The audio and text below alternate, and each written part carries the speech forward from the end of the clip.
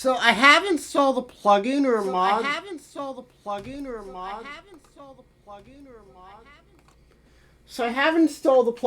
a mod for Homestuck that removes all the slurs. So hopefully this video won't get demonetized too badly, or the stream won't get shut down.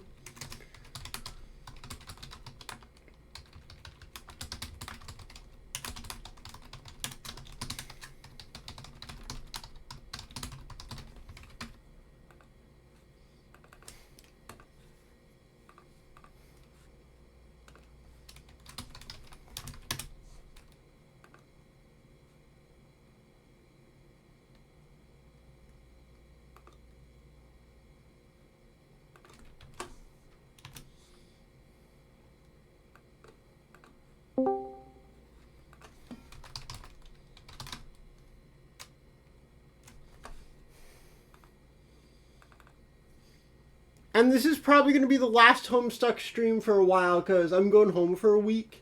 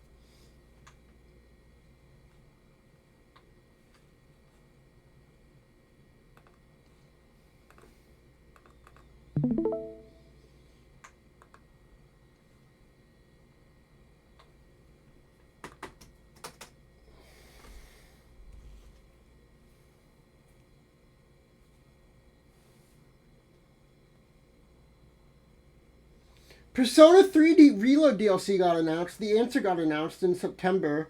That's cool. I might actually replay Persona 4 over spring break because I'll have time.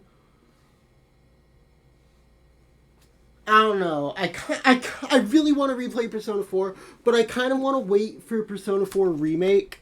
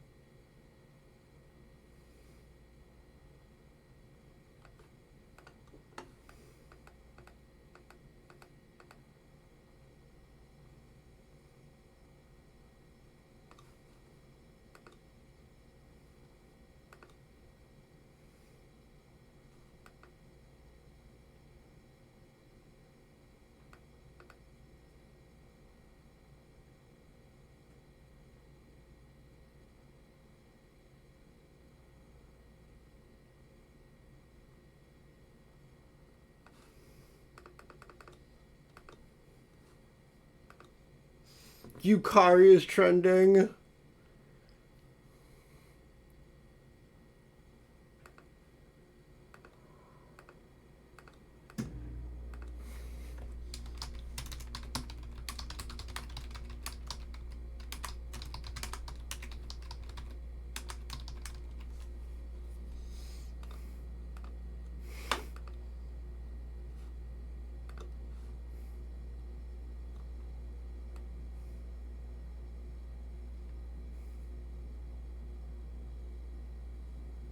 We're gonna be in the fucking trenches defending Yukari.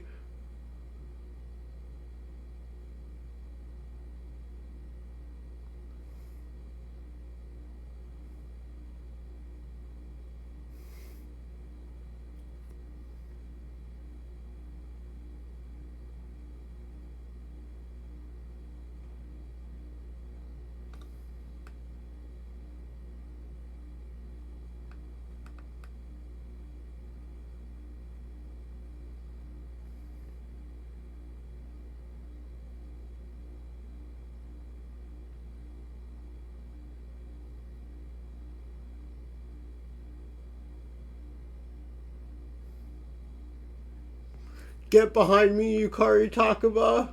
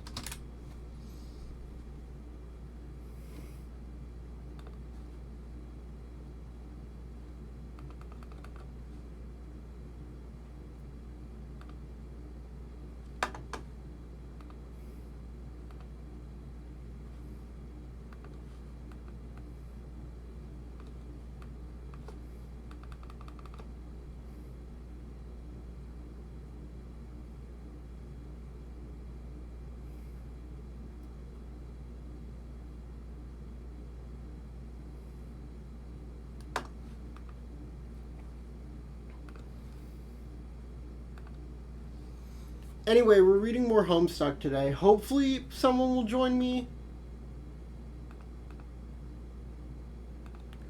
I'm not sure though.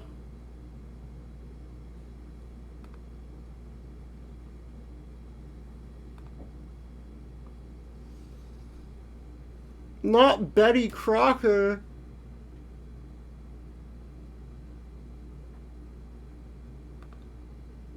John, you do not say no to cookies. I demand you to get them.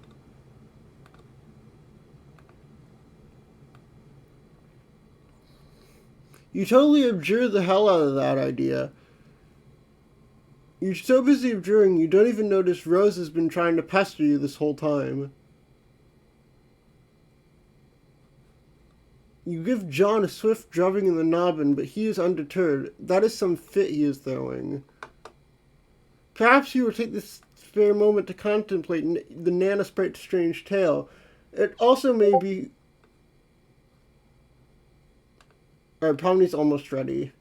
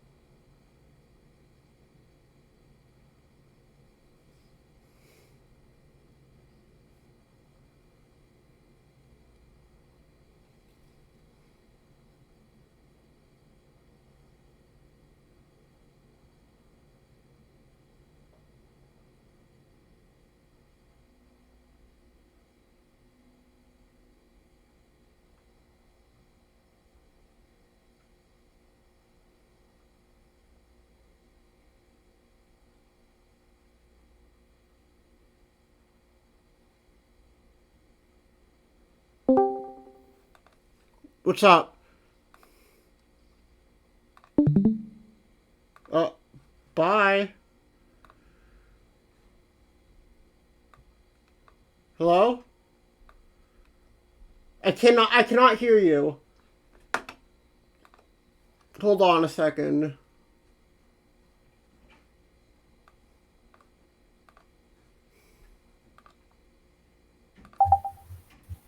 Hello? Hello. There we go. Alright, sorry I'm late. I stayed up literally all night So did I, don't trying to worry. install Vocaloid software. It's a lot more difficult than you think when you're broke. Yeah, I imagine. Mm. So here we have Rose. Yep. Would you like to...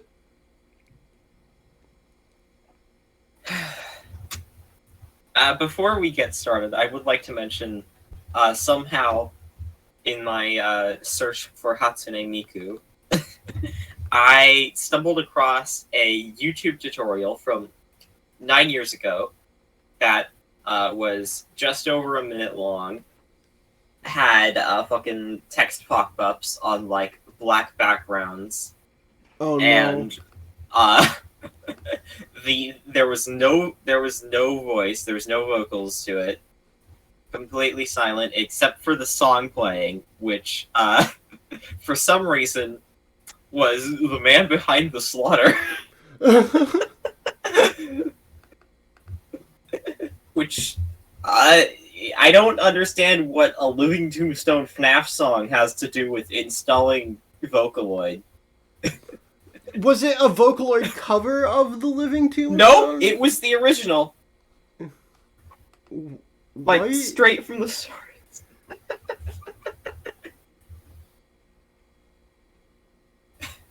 Alright, tangent over. Let's get to this. Okay.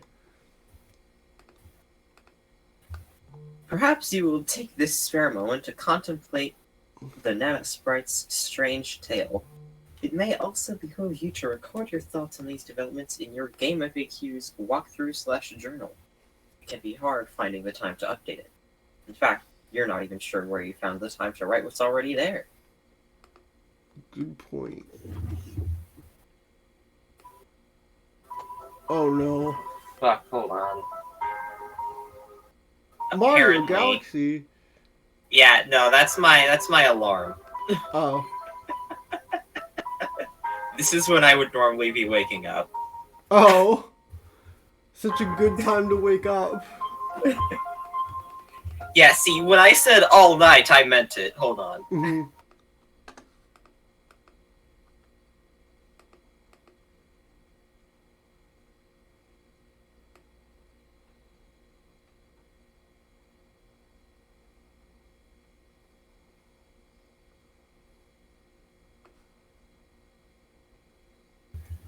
Sorry, I don't even know how that thing got turned on, honestly. Oh, is that so, Jaspers? And just who do you think you're looking at with that smug grin? The last thing you need is sass from a dead cat. Pretty much all his fault you're in this mess in the first place. So he can just button it. What do you mean it's his fault? What? That's what it says. John, cookies, now. You refuse outright. This impudence is insufferable. Go get the cookies. Well, when you put it so politely, how can John decline? John is stupid.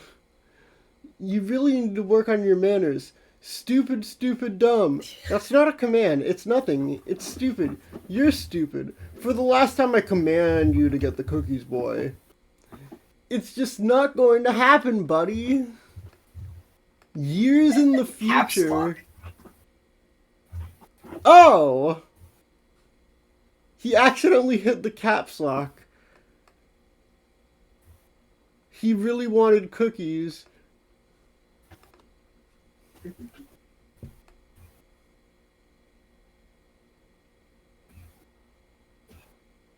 beans, mustard, human etiquette.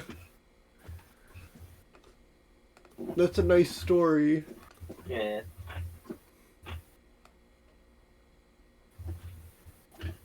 The long and short, the medium too. I have been a bit. This is the walkthrough. This is written by Rose. Oh. Yeah. Do you want to read it? Yes, I do. I may have been a bit hasty in advising you not to bother with the prototyping process. If I spared any detail, it was only to optimize your chances of survival. And if you find yourself begrudging the absence of certain instructions, which if you followed would have resulted in your demise, then I guess that makes two of us. Otherwise, you're welcome. But the fact appears to be that prototyping the kernel sprite before making your getaway may offer the only opportunity to exercise control over your new environment, a place known as the medium. Also, if prototyped with one or two sufficiently, albeit loosely humanoid and or sentient elements, living or otherwise, it offers the chance to have all this explained to you by an apparitional guide through whatever sort of cryptic, sketchy doublespeak your choice of prototyping elements engenders. In lieu of this, you may be forced to settle for my clear, thorough explanations and assiduous dissection of raw data. Again, don't mention it.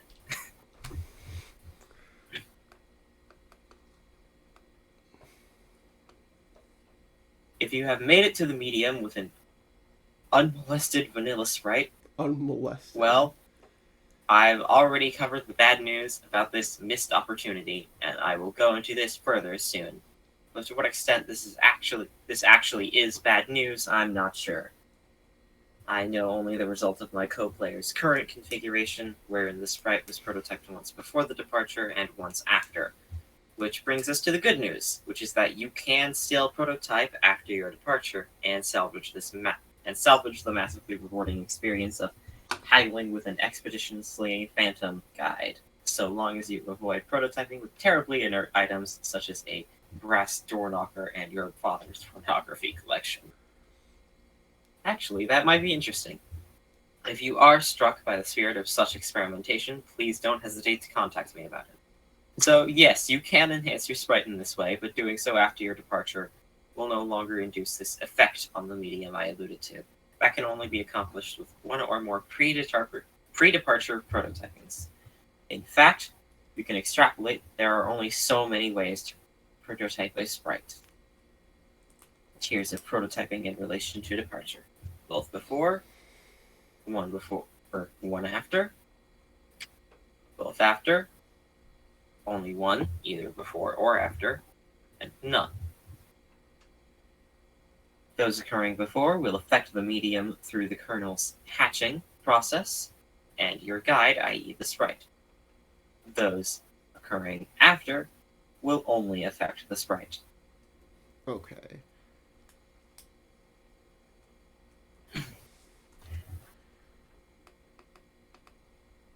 Mucho texto. Do you The want to effects read this all? process has on the medium, or more globally, the insifosphere, are still vague to me. They have to do with flavoring the forces you will struggle against, and generally all forces at odds with each other in this realm. It has given me some insight into the nature of the game, which again I derive through extrapolation. We appear to be engaging in an instance of a dimension with a highly flexible set of parameters and a series of objects surrounding an equally flexible mythological framework. This framework seems to begin as a sort of blank template and evolves with the player's actions and likely further evolves with the addition of more host-client connections and thus more prototyped kernels. I regret to say I can't be much more specific than that without loosely extrapolating further. There are plenty of questions that have occurred to me, however. Questions concerning the kernel sprite, which I've raised implicitly already, such as what is the effect of an unprototyped kernel on the medium, or a doubly prototyped kernel, for that matter. And even more salient are questions about this dimension itself. Do all players worldwide make it to this dimension if they successfully complete their departure? or is a unique blank instance of the dimension created for each new player? I have no evidence, but instinct tells me it is closer to the latter situation. There is no indication of any other players present in this realm. Alterations in the realm seem singularly centered on the actions of my co-player and myself. If I had to stake anything on it, I would guess every separate client-server pair activates its own fresh copy of an Encyphosphere, or a unique session, if you will. Okay. But the quantity of players is a further complication which invites more questions. It seems the game was designed to suit 2 players most naturally, the server and the client, but through a mishap, my co-player and I have slipped out of the obvious tandem arrangement, and the only logical course of action to continue playing is to string a daisy chain of server-client connections together until, presumably, the chain is complete. Theoretically, we could complete the chain with only one other player, functioning as the server to my client and the client to my current co-player's server, assuming he can recover. The strange thing is, though, in our instance of this dimension, there are 4 receptacles for divided kernels, not 3. Does this mean we are destined to have a 4-player chain? How could the game know such a thing?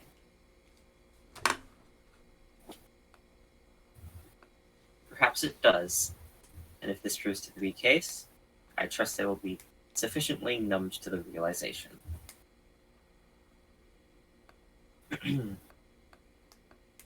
I can consider nothing about this game surprising at this point, and in fact from the first moments of play it managed to deviate so far from my expectations that I completely forgot my original purpose with it was.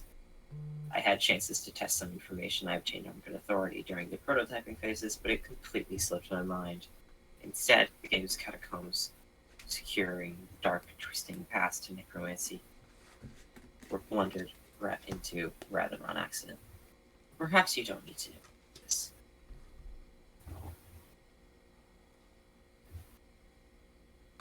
And some notes. She's not finished with this yet. Geez, cut her some slack. Maybe you could go bug somewhere else, or at the very least, someone else. Months in the past, but not many. Okay, this is. Yep. Her. I'll read TT. No, I'd rather voice Okay. Rose. Hi, happy birthday, Rose. Hello, and thanks. Did you get John's present yet? I just opened it this very moment. What a stunning coincidence you would ask about it now. I am stunned.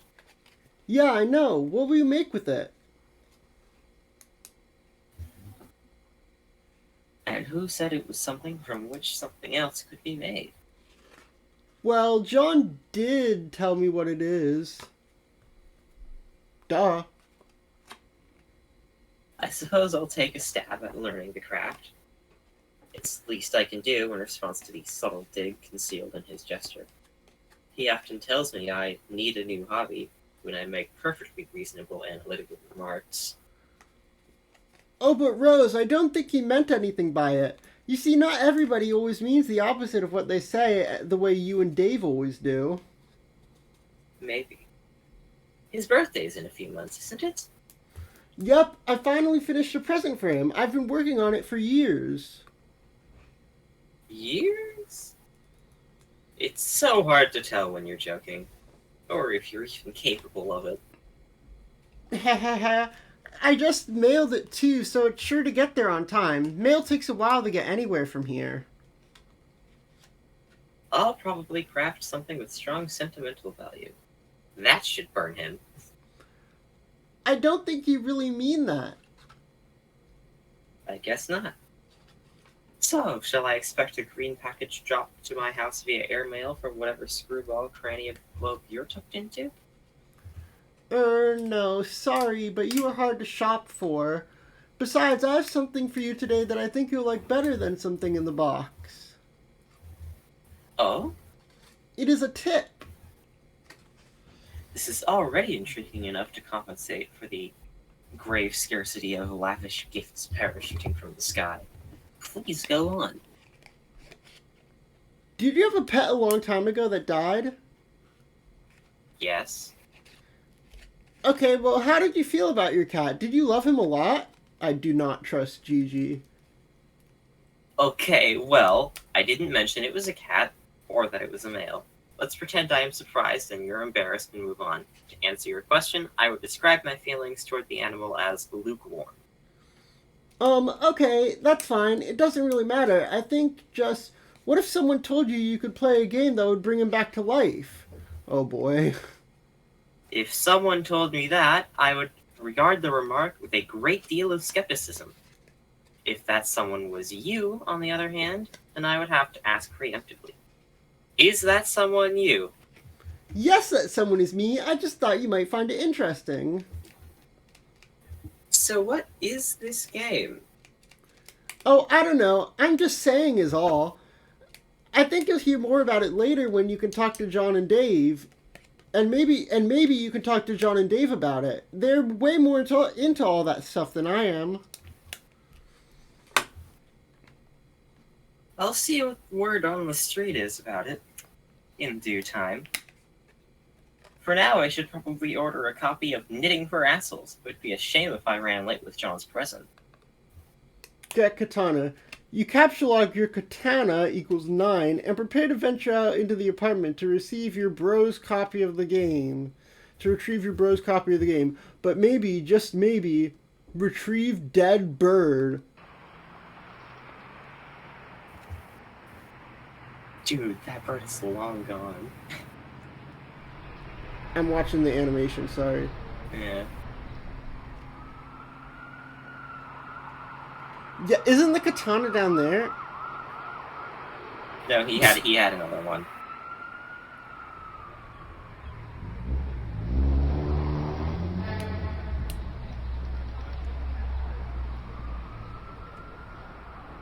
Oh. Mm-hmm.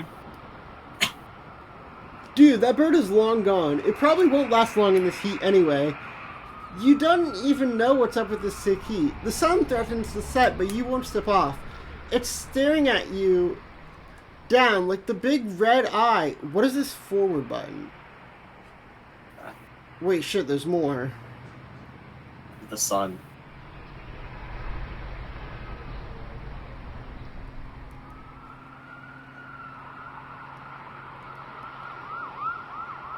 Reflected in his glasses. Okay, the sun threatens to set, but it won't step off. It's staring you down like the big red eye of a hot needle skipping on a groove it's tracing around the earth. While lingering in midair, its heat seems to suspend time itself, stretching like a warped vinyl. It's meant to rain this season, but there ain't been a drop in sight. Even a little drizzle would help. Might help to fizzle the sizzle a little bizzle, set the record straight on this global turn tizzle. So don't change the dizzle, turn it up a little. I got the living room full of fine dime brizzles, waiting on the pizzle, the dizzle, and the shizzle. G's to the bizax. Now, lady, here we gizzle. When the pimp's in the crib, ma, drop it like it's hot. John Keats.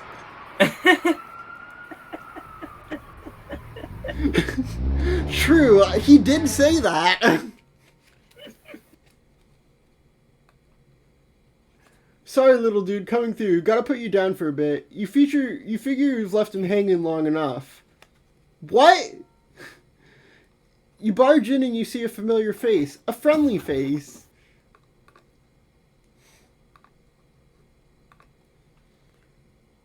You stand in the living room. Your bro stands most of the days here. At night he crashes on the futon over there. You don't see him anywhere, though. There's the puppet chest he stores little Cal in when he takes him out on gigs. But usually, when he's home, he usually leaves Cal on display somewhere. And for good reason, because Cal is totally sweet. So sweet, man. It's your brother's Mr. T puppet, which of course is kept in the apartment with a sense of profound humorous irony. But as usual with your bro's exploits, this is no ordinary irony or anything close to a pedestrian tier 1 ironic gesture, which is a meager single step removed from sincerity. This guy's terminally online. This is like 10 levels Yes, of irony yes, he is. removed from the original joke. It might have been funny like 8 years ago to joke about Mr. T and how he was sort of lame, but that very thing is but that was the very thing that made him awesome and badass, and his awesomeness was also sort of the joke. But in this case, the joke is the joke, and that degree of irony is also the joke, and so on. Only highly adept satirical ninjas like you and your bro can appreciate stuff like this. It's cool taking stuff that other people think is funny but you know really isn't, and making it funny again by adding the subtle strata of irony, which is utterly undetectable to the untrained eye. This guy would love Skibbity Toilet. Yeah, you're right, and I hate you for that. Also, for good measure, Mr. T is wearing a leather thong and handcuffed to a pantsless Chuck Norris puppet. God, you hope you can be as good as your bro at this someday. You'd never tell him that, though. Cal's nowhere in sight. All you see is a bunch of your bros' weird nude puppets strewn around haphazardly. You think these things are kind of cool, sort of. It looks like your bro... What in the fuck am I looking at? Is that Kermit the Frog giving another Muppet back shots? No, they wouldn't put anything like that in the main comic. That's literally just him riding another Muppet like a fucking horse.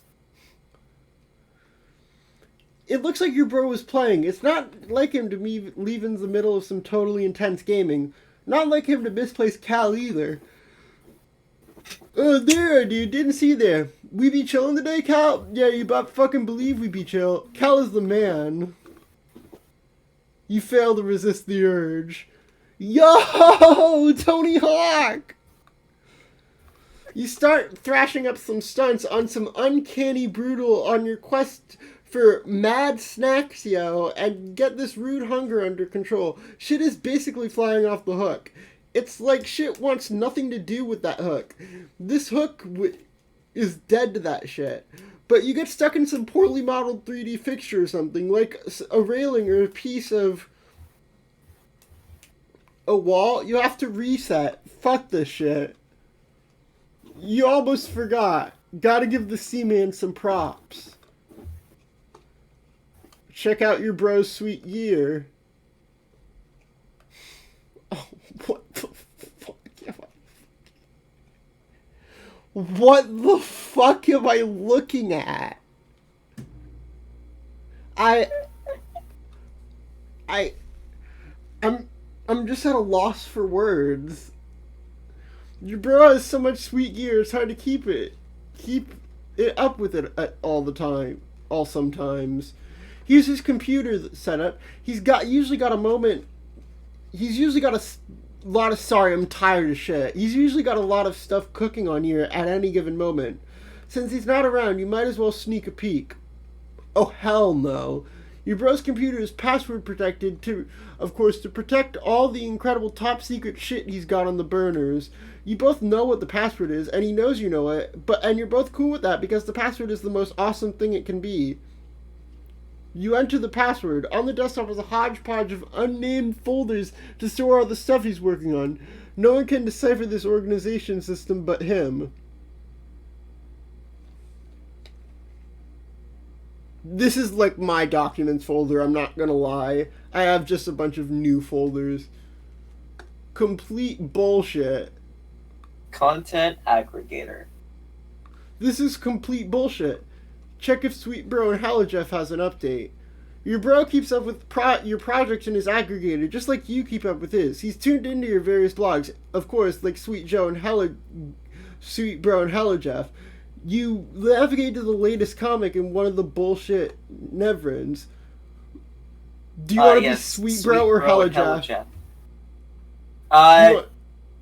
My recommendation is don't read this on stream. Okay. I modded slurs out of it, but okay. Oh, that's not the issue. Oh, no. I'm putting BRB on the screen. Hold on. Now.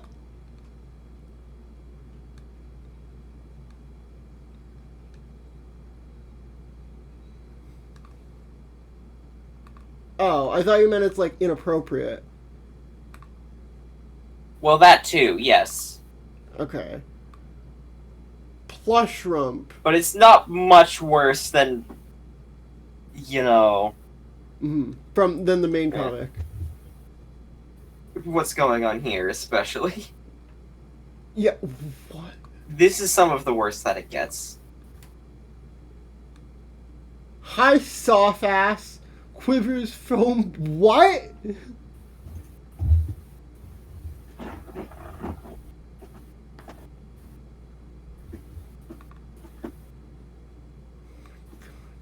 You mess around in this computer. Why does it look like the fucking twerking Among Us gif? You are the one who is terminally online now. Yes. Oh, how the turntables. Hold on, I'm receiving notifications from my class. I need to check that.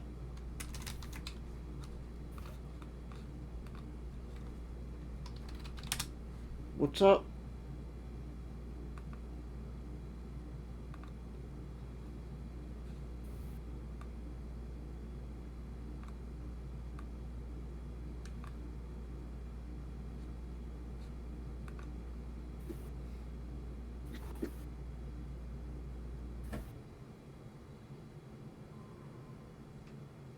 Okay. You guess you've messed on his computer. These rumps are transfixing. You know this ironic and all, and your bro reaches echelons of irony you can only dream of daring to fathom. But on rare occasions, when your guard is down, it all just seems a tad unsettling to you. Oh, hey. Hey there, Cal. You're starting to flip the fuck out without losing your cool, of course. Pastor John, you get Egbert on the line again to give him the lowdown of your progress. It's important to keep the wires hot. But he's not answering. You wonder what this guy is up to. Hey, what is up? Hey, what is up? Oh, do you want to? Okay. Yeah.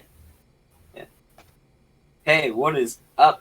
What happened with the monster that is totally, definitely in your room? Did you kill it? Where are you, man? Anyway, things are cool here. Totally cool. Puppets are still awesome. No problems with them or anything. Like, just really, really awesome. Aren't you supposed to be trying to save my life right now? Looks like Rose is finally logged in again. Didn't John say her house was burning down again? You wonder if she's on fire yet or not. Oh, there you are. John said your house was burning down. Are you on fire yet or what? Hey, we read this one. Oh, we did? Oh. I think we read it last time from Rose's perspective. Yeah. Seconds in the future, but not many.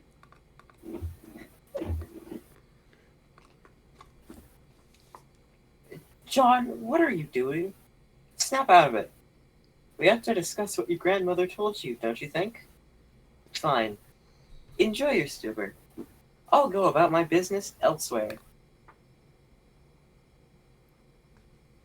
The punch desk. The piano.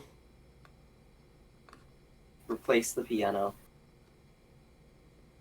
John, whenever you read this, you should know I put the shale you collected to use and finally deployed the punch designates. It is in your study. I can only drop it though. You'll have to be the one to mess around with it and see what it actually does.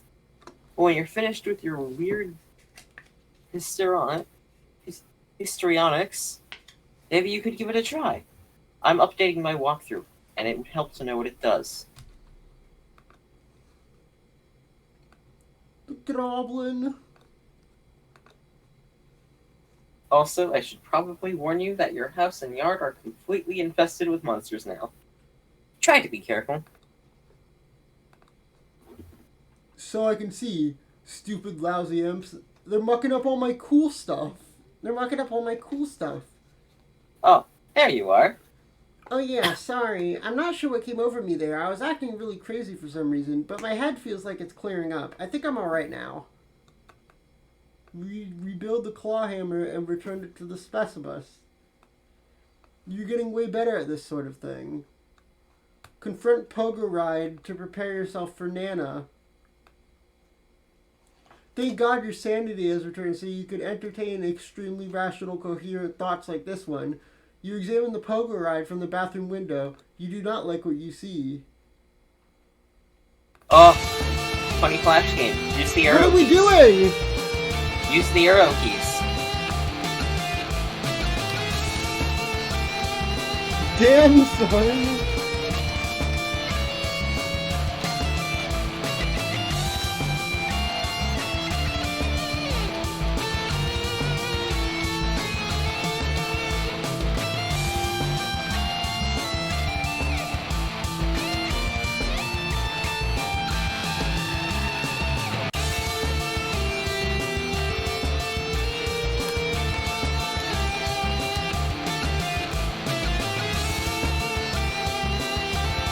Cool game.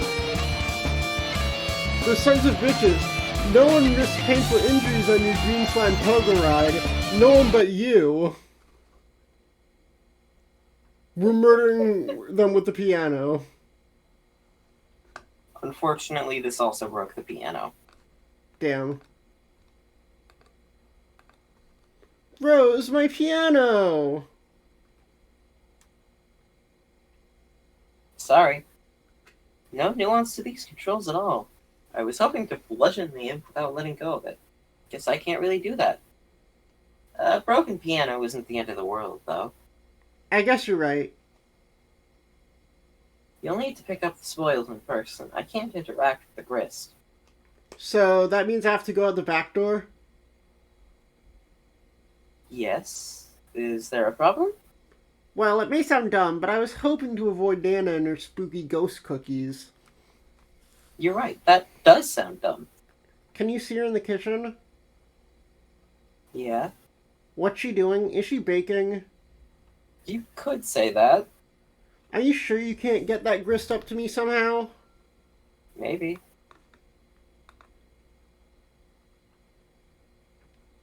Damn. Doesn't look like that grist is going anywhere. You just never know with these gaming abstractions.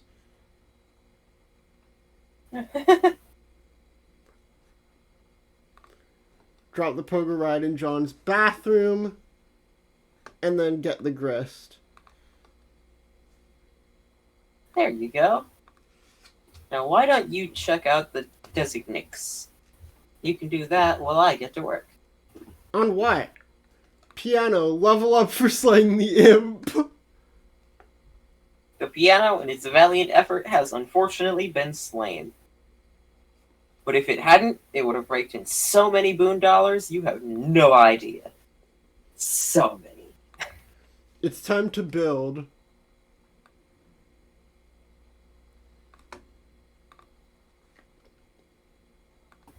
Nana said to build, so that's what I'm doing. Oh yeah, okay. This sure is going to take a lot of grist. Looks like you're going to be busy, John. Blarg. Well, what are you building? Stairs. They are fairly expensive, actually. Oh man, I could have warned you about stairs, Rose. Goodbye. Bye-bye! It's Sweet Bro and Hella Jeff. It sure is.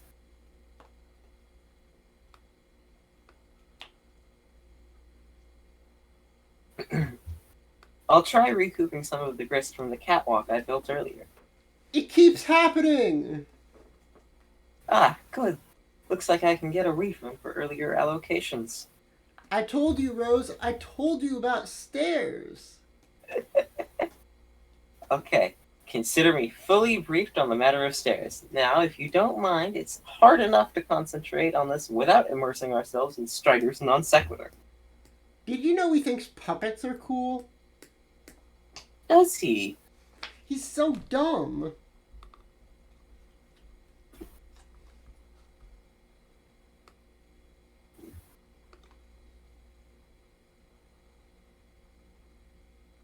Okay, you Oh. obviously don't have enough grist yet for something that ambitious.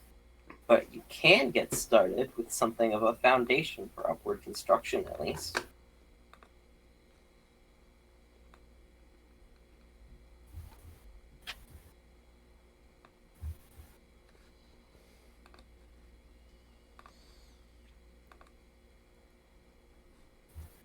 No imps here, just a lot of shaving cream. Dads love shaving. It's basically all they do when they're not baking, I guess.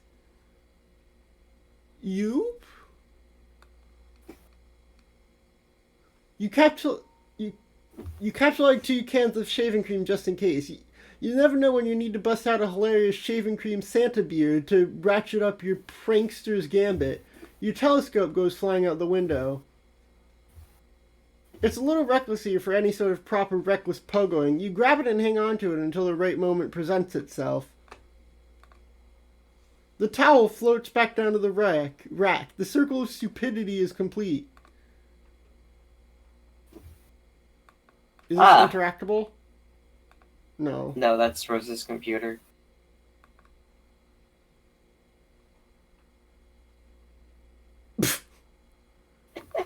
Make your way to the study.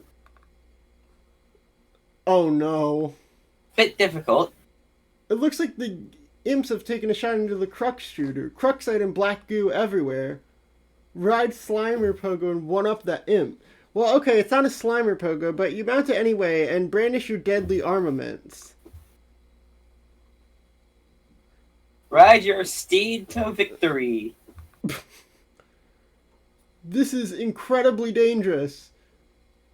Let's see how they like the old double barrel lather blaster whoops. Oh shit! Look, he lands on a... Yeah, the Crux shooter. Mr. John, respectfully ask that you please stand up. He's gonna do it! Don't move or the pogo gets it! No, now, sir boy, flee from this boorish rabble post haste. What? That's not the door. Nice abscond, Nice abscond, dude.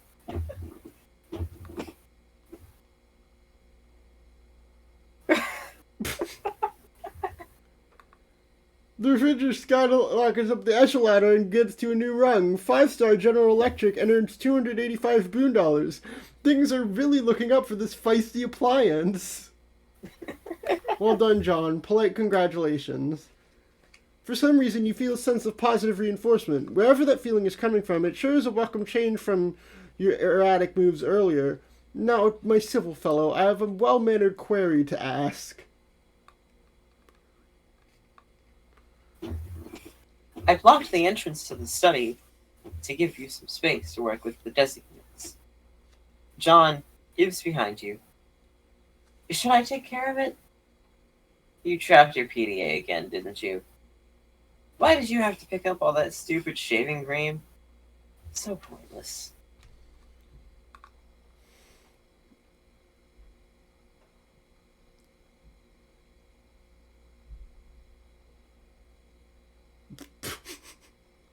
Great job. They had my book. Nuh-uh. John, might I bother you for a can opener? Oblivious to the commotion behind you, you suddenly find yourself pondering the whereabouts of a can opener. You think there probably is one in the kitchen, but the path is blocked by your refrigerator.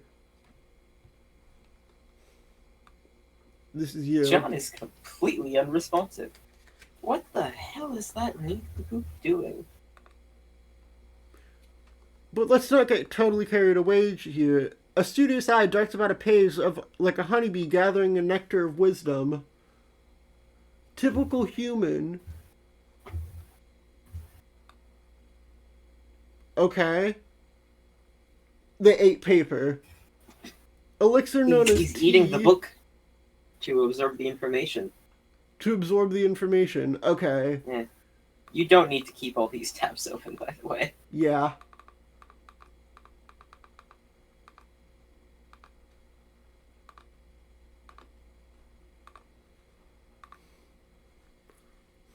Alright. You don't have to read all the URLs.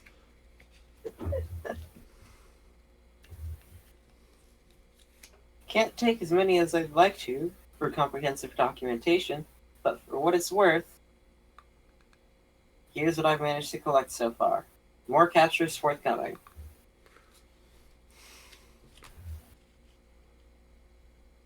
Co-player John assesses environment after transition to medium, followed by Sprite, Sans kernel, prototype Sans? rehatch.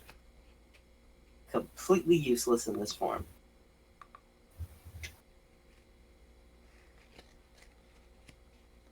Severed from suburban grid, house remains mysteriously powered. Convenience presumably facilitated by game, which perhaps deems navigating a powerless house to be a handicap less in keeping with the spirit of the game's principal statement of challenge.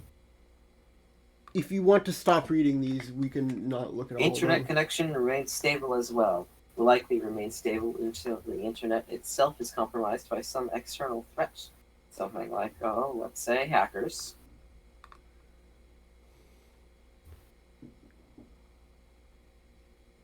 Kill monsters, get grist, build onto the house. That's the game. Didn't know what the point of this was at the time. Floundering trial and error on exhibit.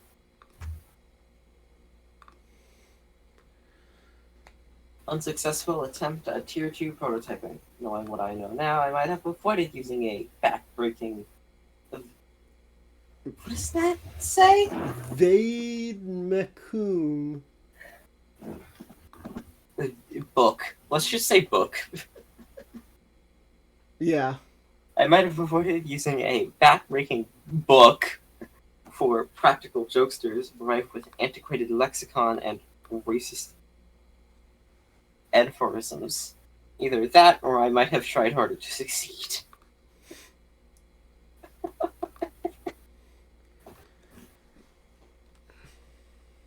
Final screen capture before I lost internet signal for a time. I don't know what happened thereafter, but when I returned, the car was nowhere to be found, and the driveway plateau was in a state of disrepair. The mysteries, will they ever cease? Gee, I wonder what happened. Yeah. Sprite prototyped once more with grandmother's remains. She treats John to some helpful exposition in a friendly and maternal manner.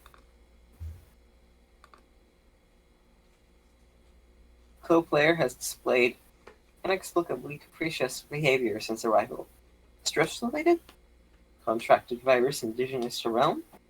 It should be noted he was kind of a weird guy anyway.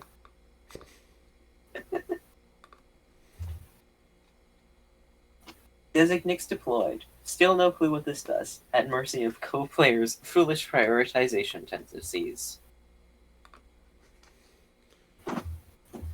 Grist payload from a slain foe. Whether I deal the damage or the co-player does, the yield is the same. Though I have a significant advantage in battle, taking measures into my own hands. Deprives John of hand-to-hand combat experience, which ostensibly will become more critical later.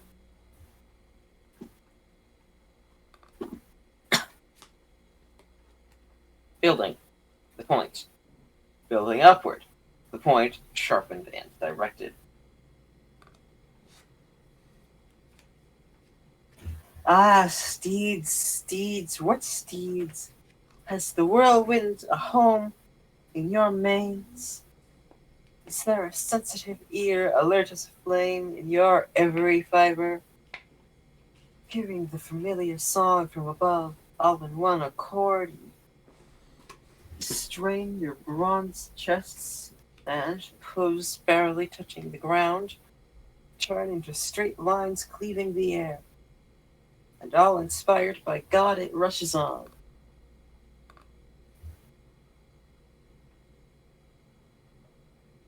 Yeah, I have no idea what the fuck he's doing here. Really? Another one of these things. Really, Egbert family. Really. Wait, you can see the room? A view of his kidnapped father's room. I can't see in here for some reason. Perhaps this is because John himself has never entered the room? Is it possible that I can see only, in a sense, what John can see or has seen already? I have not found the time to discuss this with him yet. If he enters the room, question may answer itself. Construct loft above John's room.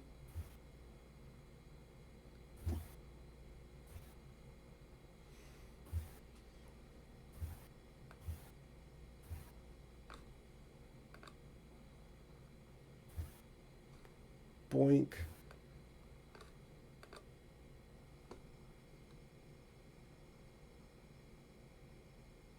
Boink. Ladder. Wow. Ladders seem to be a bit cheaper than stairs. Fellow John, it appears we have reached an impasse. Yes, it seems so. The opener dilemma remains unsettled, most unfortunately. It is unfortunate, I guess. What were we talking about again? But it had been a pleasure nonetheless. Is he okay? Thanks for the courtesy. No. It's not really necessary, but thanks anyway. Oh, but thank you. Okay. Thank you so very, very much, dear favorable small primate. They're all going insane. I shall take my leave now, John. Until next time. Wait, where did all the sweet loot come from? Why is there suddenly a crumpled hat on your head?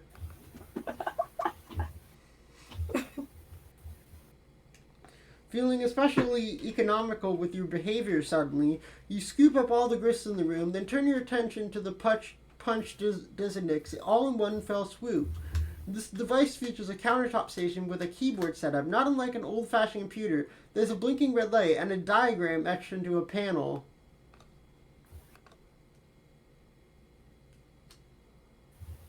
Cool. Okay, wait, hold on. Why am I getting... Wait, we read this, right? No.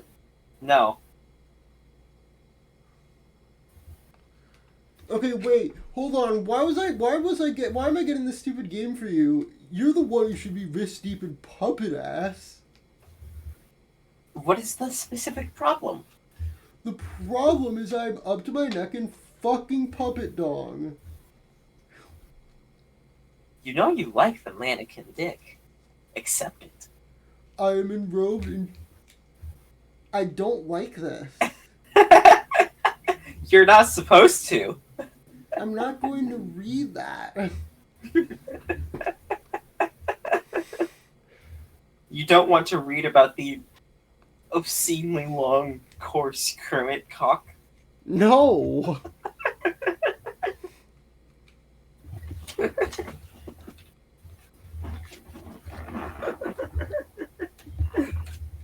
You don't want to read about the Trobosca. You don't want to read about the proboscillaps? No.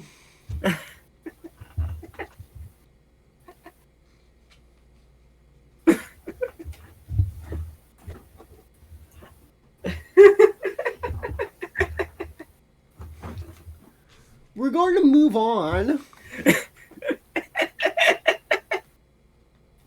You flip the top over the top card containing your pogo ride. Each time you capture lock something, a new code appears on the back of the card. You always wondered what the code was for. Damn, these things are hard to read. But then, you've never really found any reason to decipher them until now, perhaps. Look like the cards from your strike. Are these fucking... Oh, they're CAPTCHA. Oh. Yeah. CAPTCHA log. Yeah. Enter the codes from your strafe. Enter CAPTCHA code seen on back of the Pogo Ride card. You enter the code, at least you think that what the code is, the red light switches off and a green light begins blinking. You insert the card, type in NZ7 U7BL. In the interest of due diligence, you enter the other code and repeat that process. Both cards are now punched with different hole patterns. Well, that should be a simple matter of, looks like it's trapped now. You don't see how you can access the item anymore or store a new item there. These cards are pretty much useless now, and the items they contain are toast. but maybe not all is lost. Recalling from your experience with the pre-punched card, you may be able to use the card to replicate the items in question, assuming you got the codes right, that is. Not quite through with your cowboy empiricism just yet. You mash at the keyboard to generate a random code. You enter... The designated stops you after 8 characters. The green light goes on, signaling its readiness for a card. You might as well burn the shaving cream, since the product is not exactly a premium in your household. You also figure you might as well merge the 2 cans onto 1 card.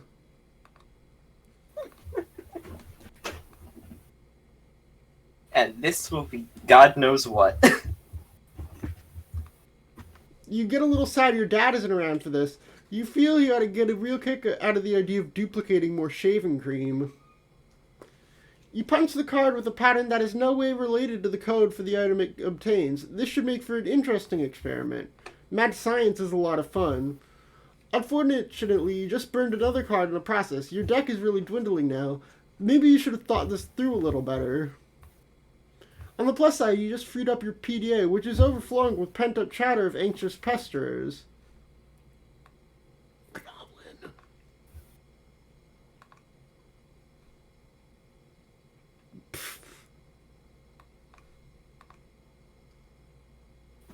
We did it. Enter your chums.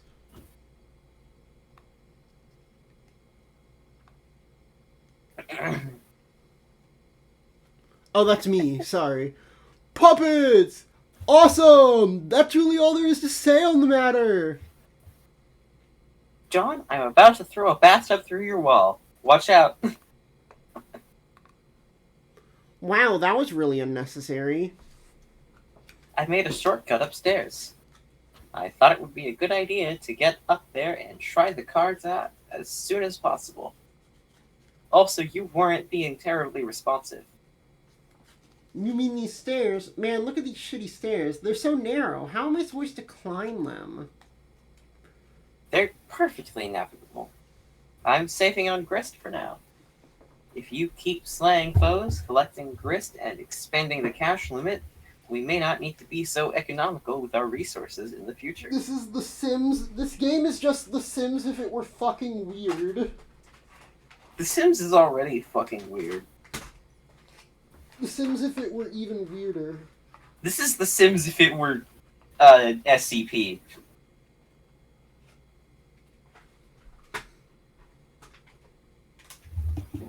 Go on, I'm sorry.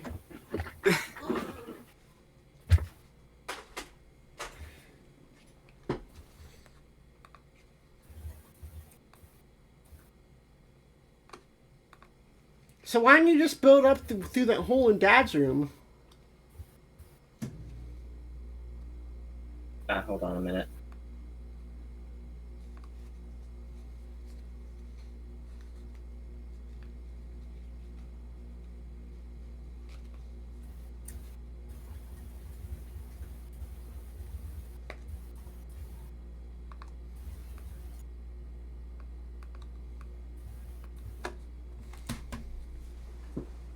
Have you ever been in there?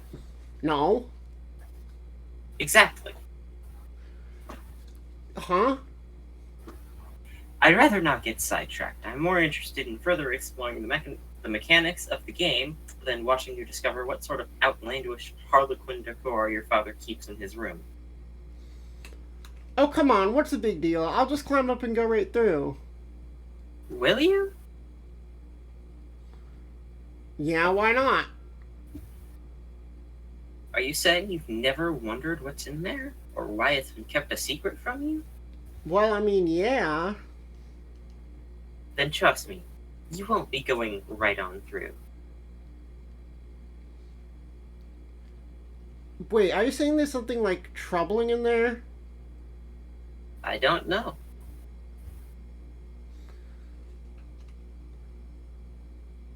What do you mean? What do you see in there? I can't see in there. Oh. But I don't have a very good feeling about it. Whatever. I think I can handle a few more stupid clown paintings.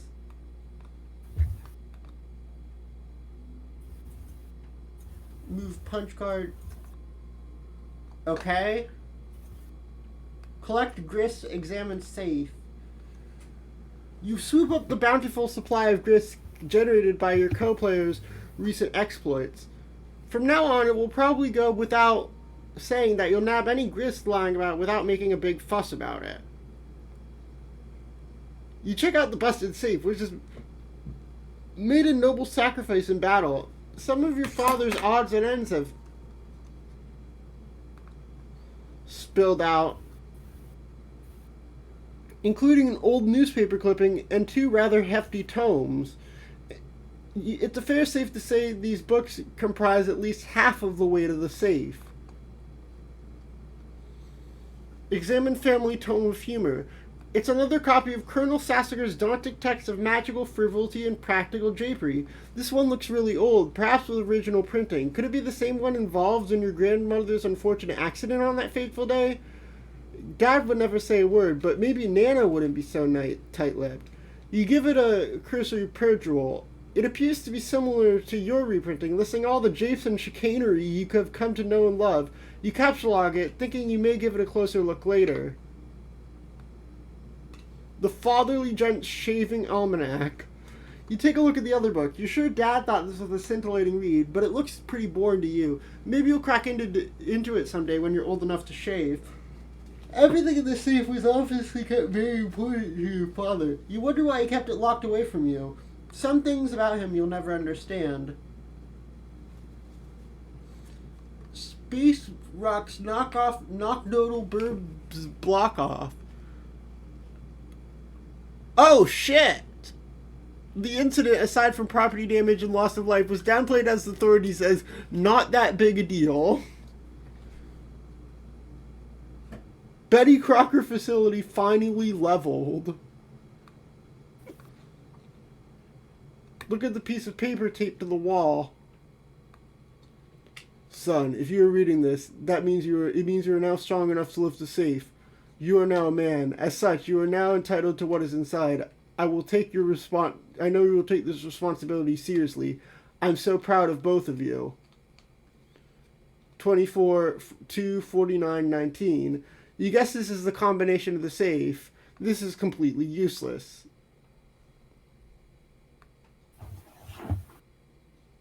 I guess these are all zeros, or are they capital zeros? Zeros Capital would probably O's. make... Oh. That says capital O's. Yeah, sorry. Zeros would probably make more sense for an empty card. Oops. No! Enter code on back into the designates. Oh no. Punch card. Wait, John, before you punch that... Oh, That's sorry, that's you. Wait, John, before you punch that... Oh, I was about to say, if you first took note of the code, then removed the card from the card, you could have punched the blank one. That you would have only burned 1 card instead of 2. Oh yeah, you're right. Damn it. Capsulog punched capsulog card. Whoops. Whoops. You're a dumbass. Sweet catch. What? You? The 2-card Silrex, inventory of dumbasses. True. Level up. We're now a pesky urchin.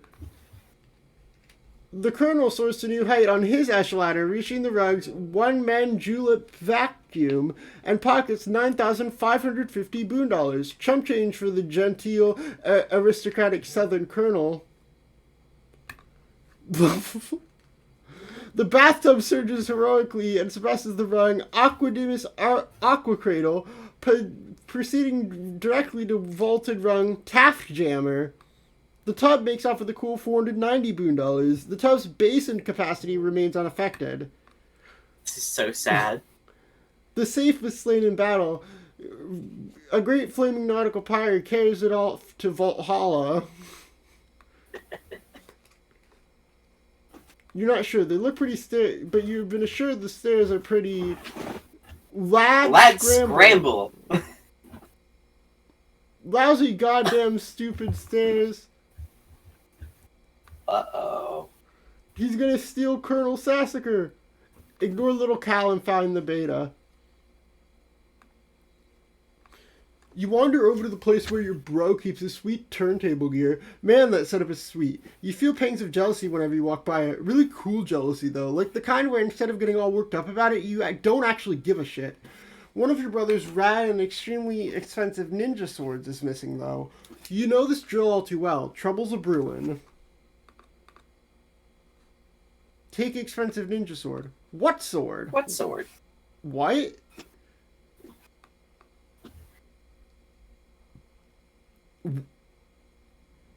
Huh. You approach the exit. There's something on the door you haven't seen before. It looks like one of your bro's ironic comics he left for you to check out. What have I done? Animal, start breathing. Oh god, please breathe. Haha, it's okay. Make-believe time is over. Oh god, oh god, oh god, oh god, oh god, oh god, oh god. What will Nanny do to me if she finds out? No one will ever know. I have to find the body, but where? I have to hide the body, but where? Think, imagination. Come on, the one time I really need you. Click. Hello, Ralph. I want to play a game. I want to play a game. Okay, this stuff you know he's just leaving around to get under your skin. This is obviously another ploy in his relentless siege of one-upsmanship to get your goat. The same goat you've been meaning to bleat, like, ironically, but that will still have to wait for a more appropriate time. You know that deep down, he knows that deep down you feel like you're still not quite ironic enough to get stuff like this. And this is probably some weird gauntlet he's throwing down to see if you will get it. But honestly, you think this material is just a little too ironic. You don't need to see the shit right now. No sign of bro in the kitchen either. Well, aside from the current absurd quantity of awesome dangerous stuff he leaves lying around. Transfer katana to Strife Specibus. With an escalating sense of threat, you think it's time to shift your katana to your Specibus. You figure it's better to free up the card anyway, since you might need to grab some of the stuff.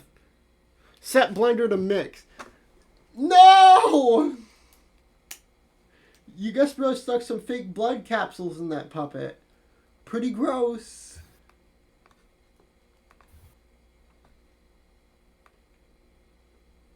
He wants to play a game. You spot one of your bros' webcams nearby, recording the incident. It seems you may have been an unwilling accessory to some sort of grisly puppet snuff film. You're not totally sure how you feel about that. Caps Lock Buster Sword. Oh, you have the funny... I love how they just took Buster Sword from Final Fantasy VII and just made it black and white. Oh, that's not the only sword they just straight up took from a video game. This might be the only thing in the whole apartment that's a bigger piece of shit than your own sword. You put it back behind the microwave where it belongs. Set blender to crush ice. It's just sort of bouncing around in there. You're making a bit of a mess now. Hide evidence in microwave. What? See, like, his hobbies are cool and all, and you guess he gotta put his shit somewhere, but what if you just wanted to heat up a burrito or something? This kitchen is pretty much useless. You capsulog all the fireworks equals 5 the sink has to offer. You just know these are going to come in handy. Why would they be in the sink if they weren't? It looks like one of them is still stuck in the garbage disposal. You grab the shurikens, 5, and... Hey, careful where you're putting stuff. Especially when you're looking to turn your Sildex into a powder keg full of sharp things. You put the box of fireworks, 3... back into card 5 and prepare to start over, or card 3 apparently. That settles that, you guys.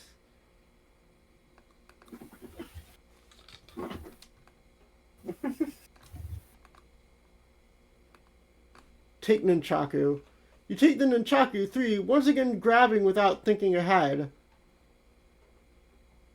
First, you capture log the dude dodge the box again while adeptly avoiding the shuriken trap, which you yourself set only a few moments ago. You again round up all the fireworks. Time to regroup here. Capture log each shuriken individually. You capture log one shuriken at a time, knocking out those nunchaku, but no worries, you've got your plan. You take the nunchucks. Everything's been in order now. It would have been badass to go with the authentic Japanese name for each weapon, but sometimes you just gotta compromise with this modus. Examine fetch modus. You flip over the fetch modus and check out the back. You're not really sure where it is you're keeping this thing. Oh well, who cares? Press the eject button. Oh hell no. After all the trouble you went through to get that stuff situated, this is potentially a very dangerous button. Change to Scrabble points hash modus.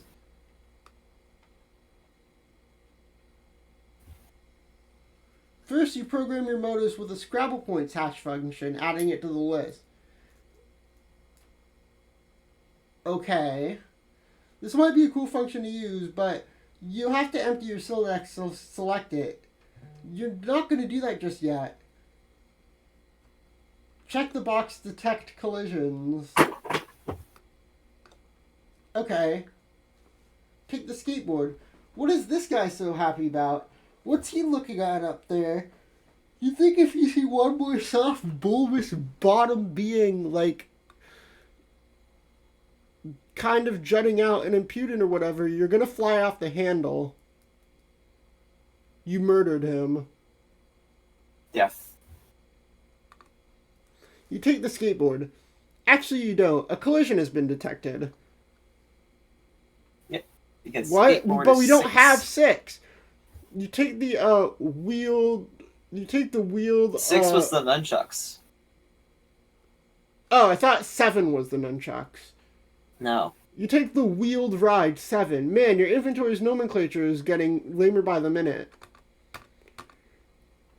You take the power cord. Wait, not going to work. Think of a new word for power cord. You take the battery pack 8. Damn it. You take the battery pack 9 using Y as a consonant. You Sildex reluctantly accepts. It's a tactically notorious employed by Hashmat News, but you just don't care about that now. Besides, it's not like your bros around to see. Oh shit. Search for some mad snacks, yo.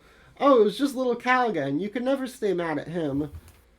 Anyway, you've got to get this rude hunger under control.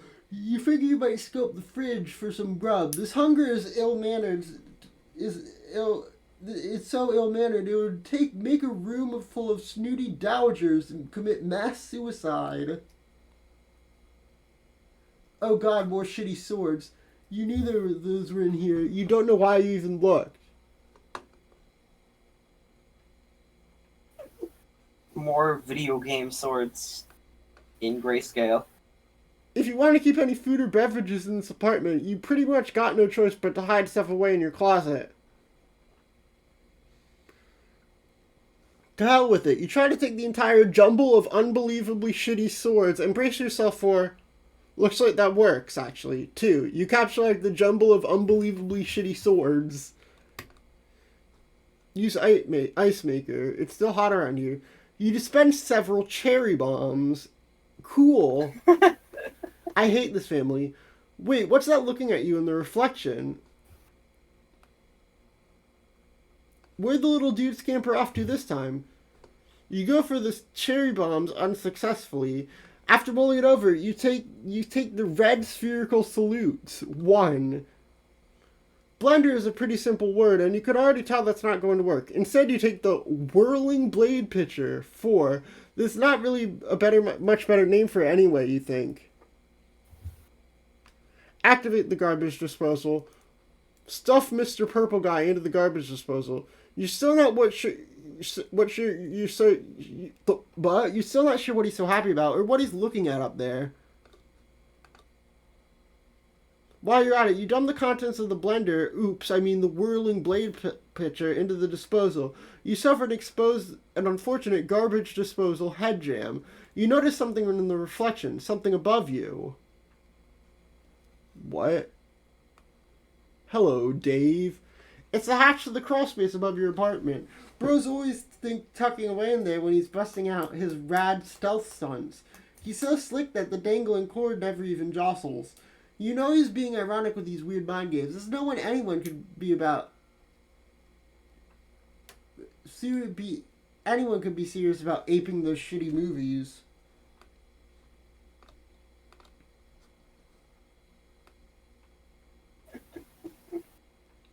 Use turntables and cinder blocks to make a fort.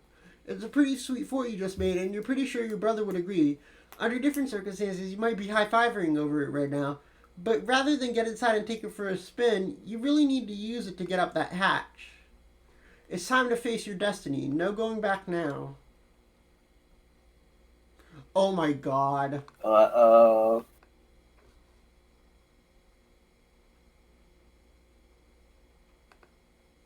There it is. What? Yeah, there weren't going to be a bunch of puppets in there. Okay, wait, hold on. Why am I getting this? Oh, we read this. No, we didn't. You refused to read it. Yeah, we're not reading it.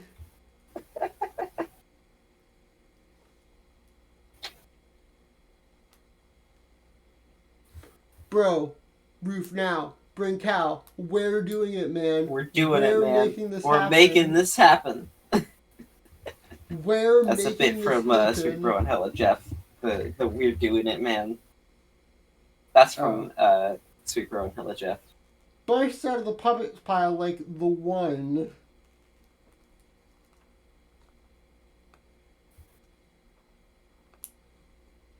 Yeah, Be the other guy. You are now the other guy. Take dowels and sheets from bed and make a tent. This is so much fun. A huge waste of time, yes, but so much fun.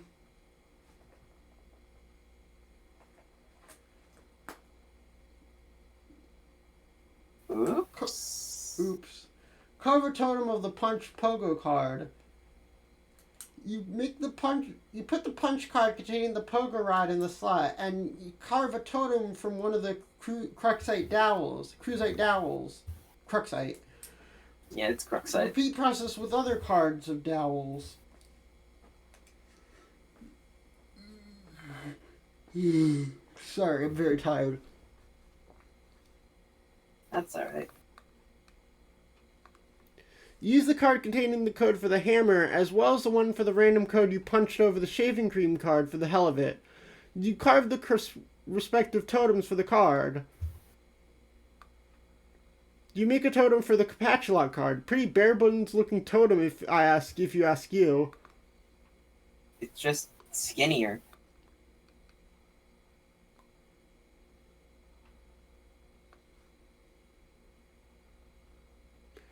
You store the totems in your Athenium. Produce Capsulog card.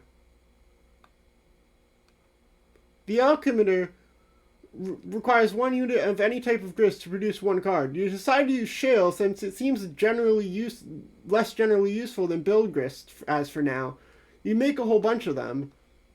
Oh wait, that was supposed to be you making those, sorry. Yeah. Whoa, did you just make all these? Yes. Sweet, thanks. What did you do with all the blue wobbly vase looking things? I brought the totems up to the Alchemitor to test them. I'm taking some things into my own hands to save some time. That's you. You create a hammer at the expense of 2 units of build grist. You make a pogo ride too. Minus 5 build, 1 shale. You use the totem card with the random code. You create a rocket pack? What? With some random crap stuck inside it. It looks like a cinder block, a violin, and a flower pot. The items have have rendered the device completely inoperable. You figure you might as well put this piece of junk to use. Collect the cards, John.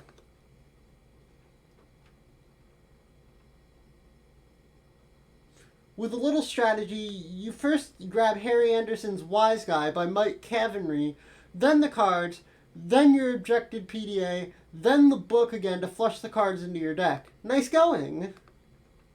Turn on Detect Collisions. You flip your fetch mode eye, but find no such options. Read book. Be the wise guy.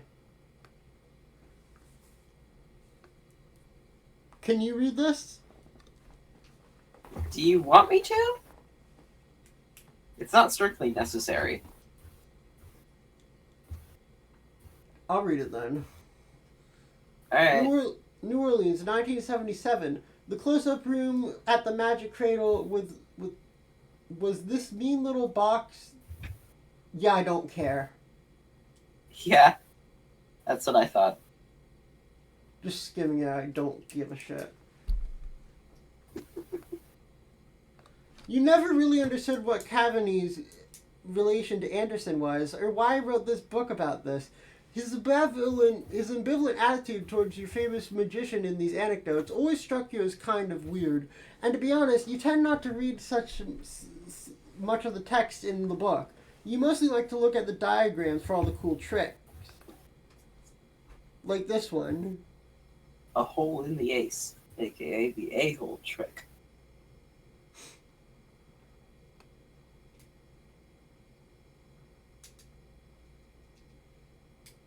Oh, that's right, the old hole in the ace trick card. The old trick, interestingly enough, pertaining to punching holes in cards and making them disappear and stuff. Your hands were never really strong enough to make this one work all that well either. But actually, this gives you an idea.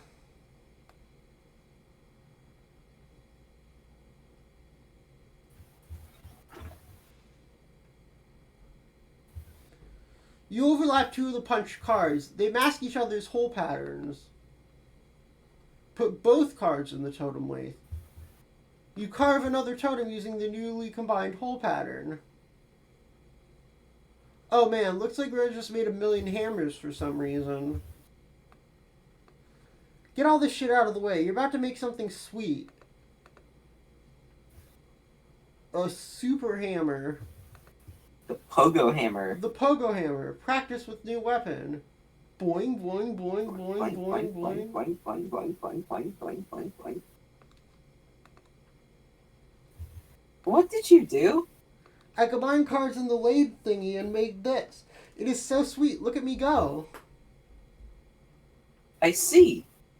That was a really good idea, John. Nice work. Thanks. I got the idea from Harry Anderson. Who? You know the show Night Court? No. Oh, well, bottom line is he's awesome, and that's really all that matters. All there is to say on the matter. Attack near Simp to test Pogo Hammer's strength. You get vicious rhythmic bouncing combo and easily slay the imp. You and the Pogo Rider catapulted sky high in the process. Because it's a pogo hammer. It's bouncy. It bounces.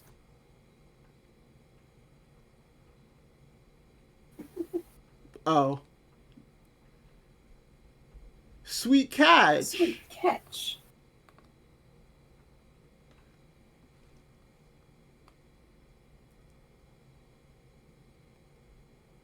Uh-oh. Yeah.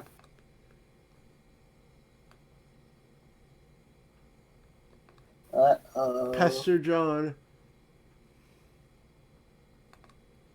Hey, that was a pretty nice, Sweet catch? save. Oh yeah, that. This is pretty comfy. Why don't you just, carry the bed around with me on it, up to the gate up there? I can't interact with you directly or anything that you are touching if it will result in moving you. See? Oh, lame. The game probably regards that as a kind of cheating. In a way, thieving you of your free will as an adventurer and the need to advance by your own skill and ingenuity. The server player is just a facilitator. Well, okay. All that scurrying around kind of wore me out. I think I'm gonna rest here for a bit. Rose, can you keep the imps at bay, like drop stuff on them if they sneak too close? No, you should pick up your hammer and defend yourself. What? Come on. I have no idea what the hell Dave is up to, or if he's any closer to recovering the game. There's some stuff I'd like to try in case he doesn't come through. Oh, alright. I'm just gonna rest my eyes for a second, though.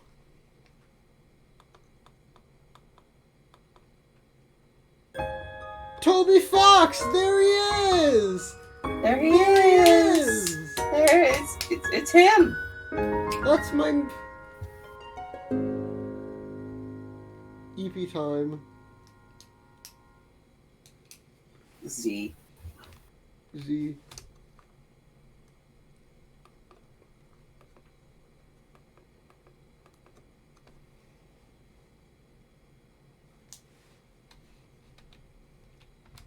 It looks like a sort of index documenting all the known results for punch card alchemy combinations. This could be a convenient resource as you start to stumble on more useful card combinations. But ever since John started punching cards, you've been contemplating other ways in which this item manufacturing system could be put to use. In particular, if you obtain the code for any item at your disposal, you think you could theoretically send the code to John, and he could make it himself. That is, if you could think of anything that would be worth sending to him. Caps log the server CD.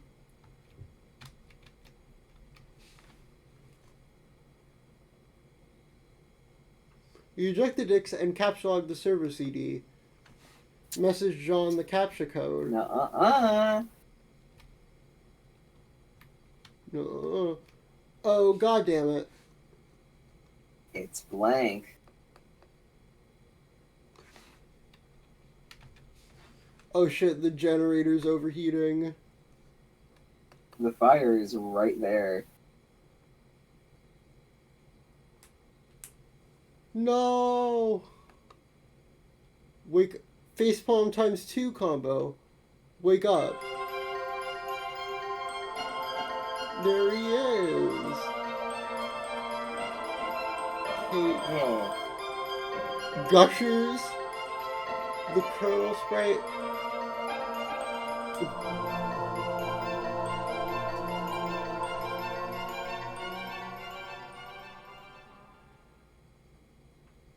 What?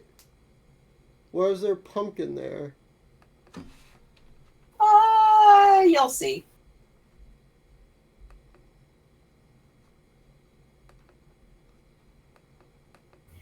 Hey! Whoa, there you are. How is your adventure going, John? It's okay, I'm making some progress, and Rose finally connected again, so she's helping me now. That's good. Oh, but like, I don't think I'm actually saving the world here. I don't know what I'm really accomplishing, but I guess it's not that. Well, I think whatever it is, it must be pretty important. Don't lose hope, John. I think it will all turn out for the best if you stay positive. Just keep listening to your grandmother's advice. Yeah, you're probably right, but I don't think I managed Nana to you, did I? Oh, I don't know. Didn't you? I don't know. Maybe you talked to Rose or Dave about it or something. Yeah, maybe that was it. They're always really weird when they talk to me about you. Like, they're trying to convince me you have some spooky powers, but I'm always like, no, she seems like a pretty regular girl to me. This guy's stupid. But when I think back, there are times there are times when it seems like you know some things. Like, maybe you know more about a thing than you were telling me. I don't know. Oh, well, John, I want to explain lots of things to you. Some things that I know. I'm just waiting. Waiting for what? Oh, John, I forgot I was messaging you about the meteor that fell near my house. You changed the subject. Mm-hmm. Oh yeah, whatever happened with that? Oh boy, well, turns out I was confused about it. Really confused. See, I guess I fell asleep for a while and lost track of time. That happens. Yeah, I know. Tell me about it. Maybe you should, like, wear an alarm clock or something. So what was the deal with the meteor? Well, it's hard to explain, but I know what it is now. And now I know everything's going to be okay. So what is it? Is this just another thing you're waiting to tell me? Oh gosh, John, I really can't. I really want to tell you all this stuff. But I can't yet. I really think you need to wake up first. What? Oh, okay, not literally. Well, okay, maybe kinda literally. Ah, stop being so confusing. Well, anyway, time for you to go, John. I think you have some company. Quickly grab the pogo hammer. You stick the pogo hammer in your striped specimen and get ready to kill more of those pesky little... Huh? What's that? Uh-oh. Uh-oh. Uh-oh. They got the book.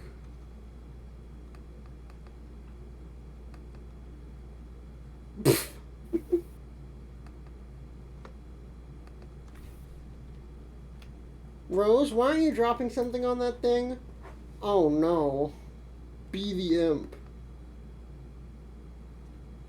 You and the imp quickly abscond the fuck out of there. This is what weaker adversaries do whenever things get too hot to handle, which is frequently. You stopped being the imp because that was stupid, and scurry over to your magic chest when you suddenly remembered that it was on the roof. That you suddenly remembered was on the roof. There are some things in here that would be good to stock up on for a major battle, but it looks like someone has plundered your chest. This is outrageous.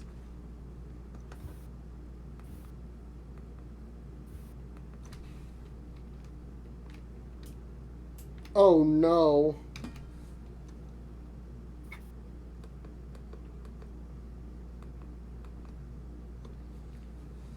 You're being ambushed. There isn't much room to maneuver to the sloping roof. Maybe you should consider making your way to higher ground. You go up here.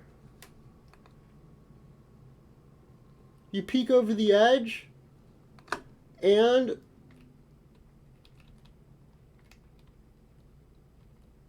it seems like a long way down to your yard, not even to speak of whatever's below.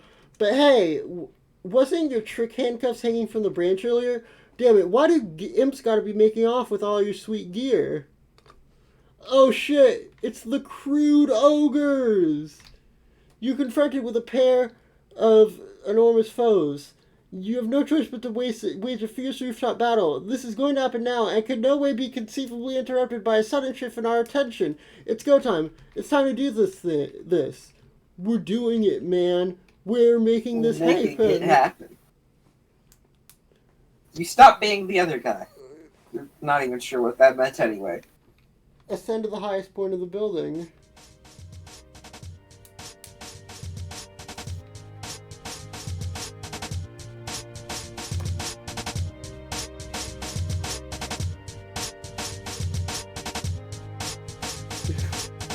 There he goes.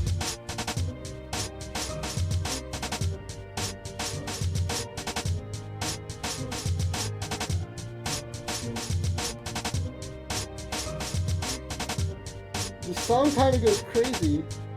Can we be DMCA'd for this? No? I don't think so.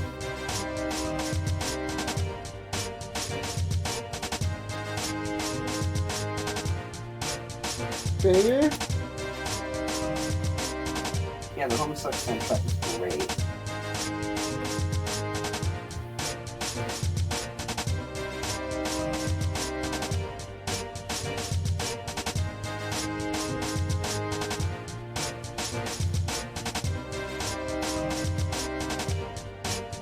Oh shit!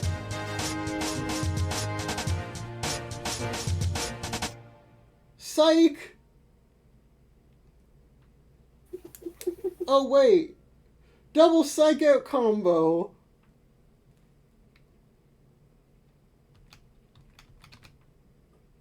You are now the wayward vagabond. Retro. Got him already. Examine the rotten pumpkin. Oh, right, the pumpkin. What pumpkin? Check the little red bar. Yumpy. It appears to be a gauge for a large power cell, perhaps fueled by some type of nuclear reaction. If this is the case, it is relatively low on fuel, but who knows how long it has been running here. You do not care about this sort of nonsense, and will disregard it at once. You are very hungry. Caps log, you have no idea what that means. It is total nonsense, and you do not know what to make of it. You will not give the foolish nonsense a second thought. Pick up the can of gravy. Just pick it up. You just pick it pick it up. You are now holding the can of gravy. Finally, we use sharp teeth to poke hole in can. Your teeth are useless for the task. They're blunt like that of livestock, presumably suitable for mashing up plant matter, not for puncturing metal. Attempt to open can with your weak, pathetic digits. Your weak, pathetic digits are not strong enough to penetrate the can. Your fingers are certainly point enough, and your black carapace is suitably rigid, but you don't have enough muscle for the task. Take the can labeled beans. Okay, you take that too. The can clearly labels mustard, a fact of which you are perfectly aware. It's sort of cumbersome holding all these at once. You doubt more than you can hold any more of this, maybe one or two. You need to find something to put your stuff in to carry a lot of things around. You drop all the cans and look at your wrist. This is a sort of specialized barcode pattern. This brings back unpleasant memories you would prefer not to dwell on. What plan? Why are things disappearing? It appears the He's books eating them. Oh, he's eating them. It appears the books on these pages have been eaten. The daunting volume is considerably lighter than it once was. It's somehow skeptical of the nutritional value contained by these pages. However, of the practical wisdom they contain, there's little doubt. You've learned so much. You've emptied the particular cabinet and take a quick inventory of your canned goods. You have beans, mustard, gravy, bread, shrimp, asparagus, cheese, rice, corn, peas, flowers, chestnuts, mayo, ham, potatoes, and squash. And such bountiful plenty, and yet the delights taunt you from within their small metal prisons. Search room for can opener. You have already looked all over the place for a can opener, even making a few electronic inquiries about one to no avail. Nothing else inside the purple thing either. You wield your trusty knife. Is this actually called a... You're not sure what it's actually called. It's an old one of those rusted red mailbox arm swing flappy doodads, either for letting you know there's mail in the box, or maybe for alerting the mailman to outgoing mail to be collected. You don't know really. You've wrapped a little piece of cloth around it for the grip. It is useless for opening cans. Be the imp. This means nothing to you. You are not an imp. You have no idea what an imp is, and you will not entertain such fruitless and childish ideas ever again. You feel stupid and hate yourself a little for even considering it. Become the mayor of Cantown. As the glorious founder and mayor of Cantown, you rectify a dignified, majestic city hall out of cans, fittedly capped off with a tome of good manners for the roof. You have given yourself a very official and important-looking mayoral sash made out of old cables to complete your look of authority. A number of rather civic-minded citizen cans gather in front of the building to offer adulation to their fair and magnanimous leader. All is well. You immerse yourself in this beautiful dream, and you whittle away the minutes, or perhaps hours. You love the idea of being a mayor. You love everything about mayors, and the concept of an orderly civil democracy. It all seems so mannerably and reasonable to you. Everyone is friendly and happy, and the city runs like clockwork. The foundation of the government is based on mutual respect between its leader and its people. It is also built on having a really great mayor who everyone's love, who is also totally amazing and heroic and brave. Mayors are so much better than kings. You hate kings, and hate kings are really stupid. They're petty, bossy tyrants that are really full of themselves and are basically awful in every way. God, you hate kings. Explore west of Cantown. Over here is the other side of the room. One of those purple storage boxes and some useless objects scattered on the floor. You picked up the nugget of uranium and, oh, that was so stupid. Why would you do that? Oh, because we eat everything we come across. Examine box of crayons. It's chalk numbnuts. Inside the box are 10 pieces of chalk in every color of the 10 pieces of chalk in most colors of the rainbow. You're excited by this. It's locked. There must be some sort of release mechanism for this sort of thing. This container is full of motor oil. It does not look useful to you right now. There's nothing you can do for this new little friend. Attempting to crush the amber and encasing the firefly would likely cause it harm. It nevertheless bravely flashes on. You find its light alluring, inspiring. To you it seems as though it could serve as the light of democracy. Use the chalk to draw some roads. You sketch a handsome network of sprawling thoroughfares for your citizens to traverse. The adoring population applauds its mayor's keen instinct for city planning. You even add some lush vegetation to your city with a piece of blue chalk because you can't seem to find a more suitable color for some reason. For some reason. I wonder why. You develop westward, settling in those fertile plains and claiming them as your city. Your section off a number of residential and commercial zones for civic growth, arranged in the only logical pattern that occurs to you, a chessboard. You color the residential zones with your piece of white chalk, but for some reason none of the colors in your box strike you as suitable for the commercial zones. Perhaps there is an alternative. Use your own piss for the commercial zones. You cannot urinate because you have not had anything to drink in some time. Drink the motor oil. Also, that is a really terrible idea.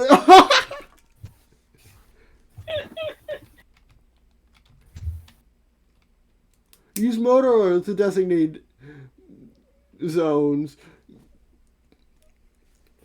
You fill each empty square with a bit of motor oil to complete the zoning. It looks rather striking to you. You can hardly imagine that up-and-coming young can try and make it in your world would not be delighted to live in your fair district. You're very careful not to get any of the unpleasant fluid on your person. What does this have to do with the plot? Mayor. Oh, you know. Survey surroundings in search for more terrain for the city. It seems you've run out of territory for your western expansion, but perhaps there is still a lot of empty wall space. Perhaps your citizen would be happier with a colorful backdrop that would make them feel more at home. Using most of your imagination and an entire piece of sky blue chalk, you render a bright and colorful sky full of clouds. You decided that your planet the orbit that closely orbiting your city is a luminous planet which slowly orbits a single moon. About which orbits a single moon. You switch to another shade of blue and continually rendering on the western wall. Nope. Oh shit! Earth is blown up. Note the planets he draws. This is One of them has a giant volcano on it. Another one is just red. 4 planets. None of them have satellites, he decided. Yes, that makes sense.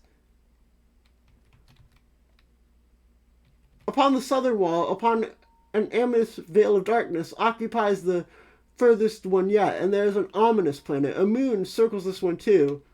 Check that rampaging boy on screen. Oh yeah, it's that guy. You'd almost forgotten about him and his shenanigans.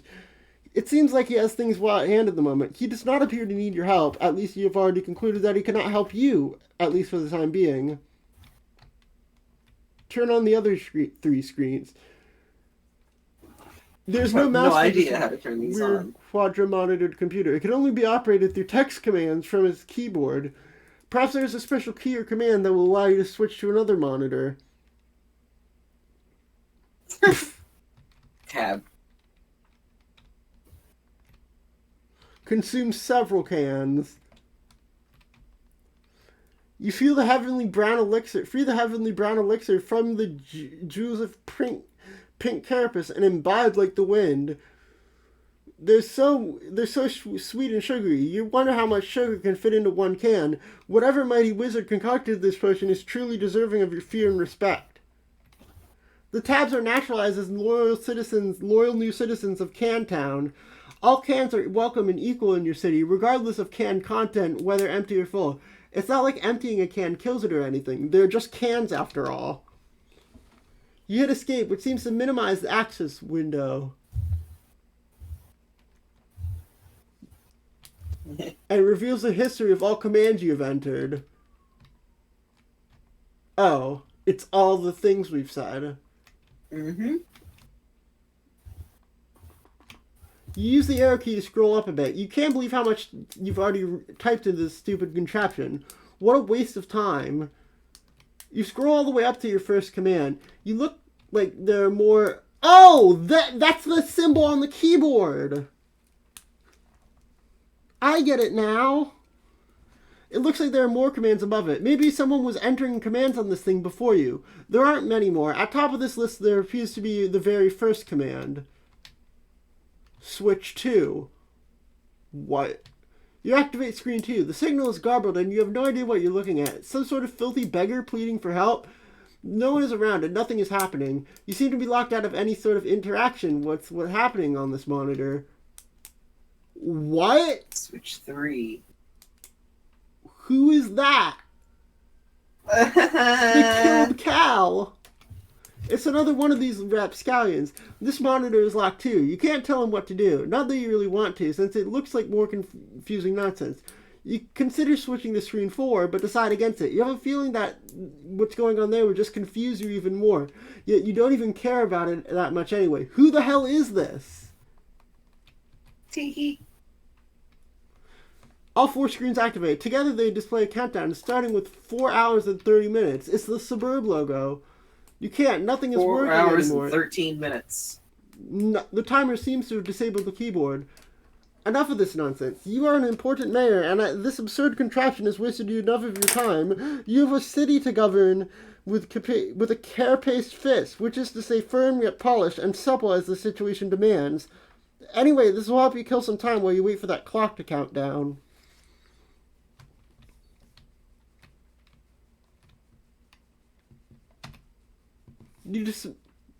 You temporarily dismantle City Hall to free up all the can power to create a vigilant town militia. You divide them into 2 groups, marking them with distinct teams and ranks using the piece of white chocolate motor oil. You then organize them phalanx along the countryside, preparing for a stiff training regimen. This reminds you of something. When you are through with them, your forces will be a well-oiled machine. Chalk one up to board leadership. We're just playing chess.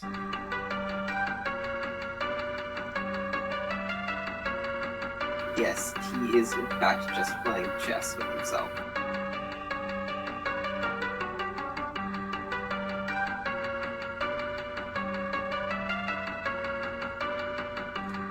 Look at the classic Queen's Gambit.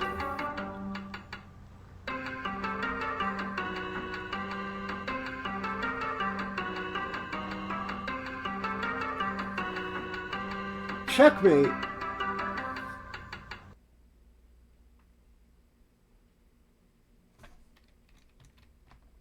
The number 413 showing up is not a coincidence.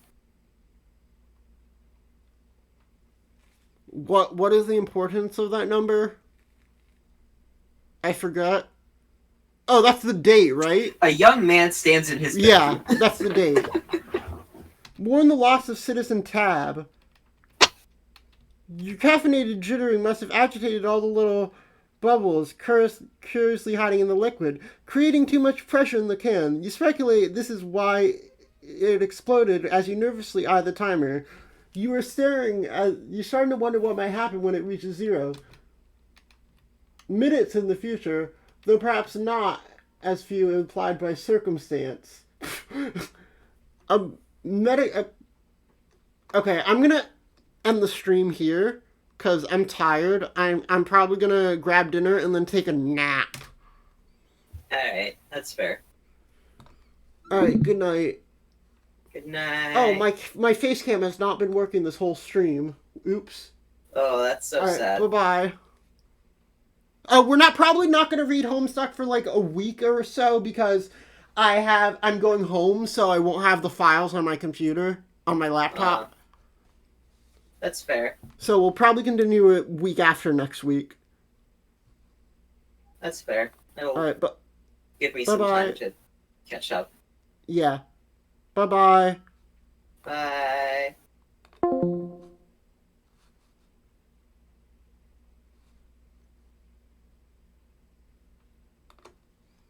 Alright.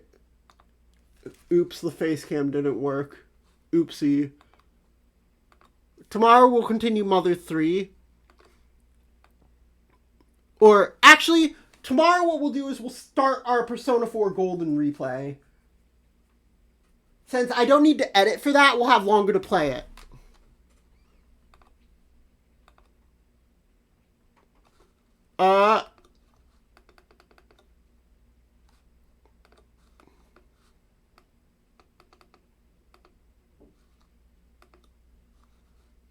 Who's live right now? No one. Alright, bye. Goodbye, chat.